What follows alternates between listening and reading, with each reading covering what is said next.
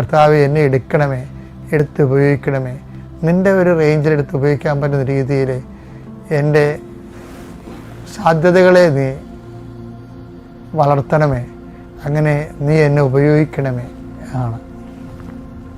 അങ്ങനെ വരുമ്പോൾ ദൈവത്തിന് പ്രയോജനമുള്ള വ്യക്തിയായി മാറും. കാരണം ഇതൊന്നും ഞാൻ നിങ്ങളോട് പറയണതല്ല, ഇതെല്ലാം സത്യമായ കാര്യങ്ങളാണ്. അതായത് അനേകം ആയിരങ്ങളുടെ അനുഭവങ്ങളിലൂടെയും എൻ്റെ സ്വന്തം അനുഭവത്തിലൂടെയും ദൃശ്യാനുഭവത്തിലൂടെയും അതുപോലെ കേൾവിയിലൂടെയും ഒക്കെ എല്ലാം ഇങ്ങനെ ദൈവത്തിൻ്റെ സാന്നിധ്യം നമുക്ക് വളരെ ലളിതമായി സംലഭ്യമാണ്. അല്ല, ഇതൊരു വിശ്വാസത്തിൻ്റെ വിഷയമായിട്ട് എനിക്ക് ഒരിക്കലും തോന്നിയിട്ടില്ല.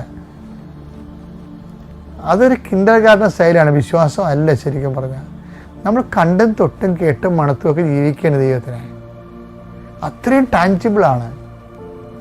അപ്പം അതുകൊണ്ട് ആ ഒരു ബോധത്തിൽ വേണം ദൈവമായിട്ടുള്ള എല്ലാ വിഷയങ്ങളെയും ക്രമീകരിക്കാൻ, വളരെ പ്രത്യാശയോടെ.